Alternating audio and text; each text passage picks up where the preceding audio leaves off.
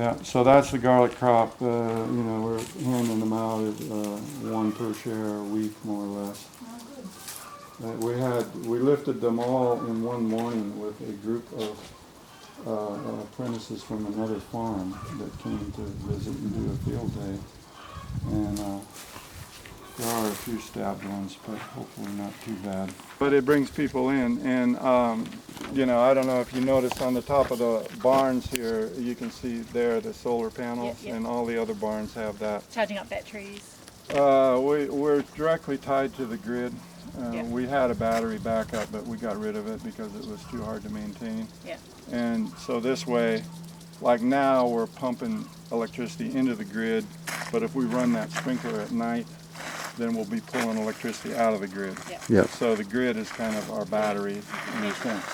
And the goal is to have enough PV generation that it balances out the amount that we use. And right now we're using more, a little bit more. One year we had it down to $300 for the whole year. Yeah, that's a Shropshire damson, but this year the frost pattern with our late frost pretty much ruined all. We have some other plums that are more dessert plums, and actually almost got most of our apples and pears. Testing the grapes, eh? Oh, yeah, this grape went wild up in that tree, but it is a table grape. So it's got a few ripe ones on it now. Good. Well, that looks a good lunch, eh? Ah, it's very good. Sarah. Good little work there. Sarah's a great cook. Okay. Men can be good cooks too, you know. Cook. Excuse Actually, me. you guys are all good cooks. Passionate about video. It's hard to not be a good cook when the food is really good. The Yeah. ingredients. Yeah. Can't go that's wrong. true. Yeah. Yeah. Cool.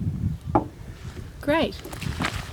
So require the school to, Sign a disclaimer. they have insurance for the school, and they can get a waiver for the field trip for 3 days, a rider on their insurance that covers us. We're named as insured for those 3 days when they're here. Yeah. And so, you know, they do the animal And it's all chores care. Yeah, with all us care. in the morning, and we plow with them, we shear sheep with them, we plant beans, we build compost with them. We try to include them in the life of the farm, so that, I mean, mostly these are urban kids that have no idea, you know, and it's like, and a lot of the parents even, it's It's dangerous, it would be it's a big experience for them to be in a working farm and to participate in that and take part. And a lot of them feel like they really, you know, they make compost, and we talk about its importance in the farm. Yeah. Like they're contributing after eating food for 12 years or whatever and doing nothing to contribute. It's like they feel like it's really valuable, you know, that they've done something that's important. So it's a good program, and it also brings in some income for us. So that he finally stopped. Did you buy it off him?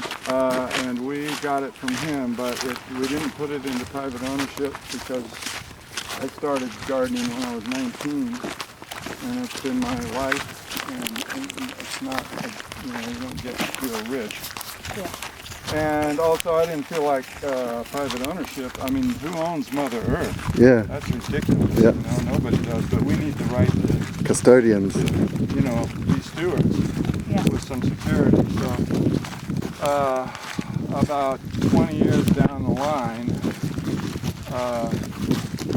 we were talking with the owner, and he was willing to sell part of it, but he needed market value. And so we started trying to figure out how we could do that. And our core group that I was talking about, we got together with, and people in the Bay Area that had experience with land, or, you know, one guy was a lawyer, and one lady had worked in nonprofit development in Indonesia. Yeah, so they helped us figure out things, and then we did a lot of research and finally figured out we could use a conservation easement as a legal tool, and we could separate all the speculative, non-agricultural use and value in the property out with a conservation easement, and that would be bought by a 501c3, a nonprofit organization that would then own those uses and rights so that nobody else could ever access them. Yep. And we retained the farming use and rights and the buildings. And so that, when all that was valued, it turned out that this speculative, non-agricultural part of things was like almost half of the market value. And so able to get a loan for the agricultural use rights in the buildings, and then this speculative non-agricultural part, we did fundraising for the nonprofit. So it was tax deductible to the nonprofit. And we had to raise at that point about $90,000, and it took us about 3 years, but we succeeded.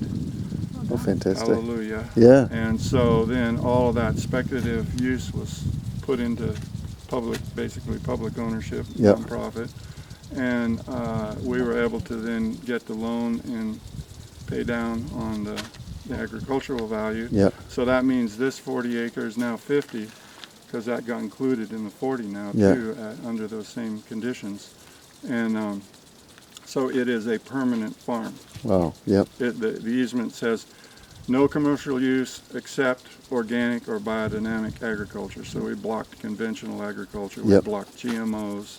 Yep. Yep. Whoever is the legal owner has to be in residence. They have to be showing 50% or more of their income coming from crops. So they have to be actually using it as a farm, Yep. not just having some riding horses. Yep. And if we go to sell our agricultural use rights to a new farmer, it is valued at that time according to the income stream that's typical out of farming in that area. Yep. With that income stream, you can afford to pay down the price of the land up to a certain amount per acre. Oh, yeah. You could pay it down out of that income stream. Oh, yeah. That's the maximum amount per acre that we could ever sell it to an incoming farmer for. Oh, yeah. And by definition, it would be an amount that the incoming farmer would be able to achieve and pay for out of their farming of that property should commit to the if they ongoing could use. farm. Oh, Yeah, yeah. You know, they would have to have the skills and be committed to farm. Yeah. Yeah.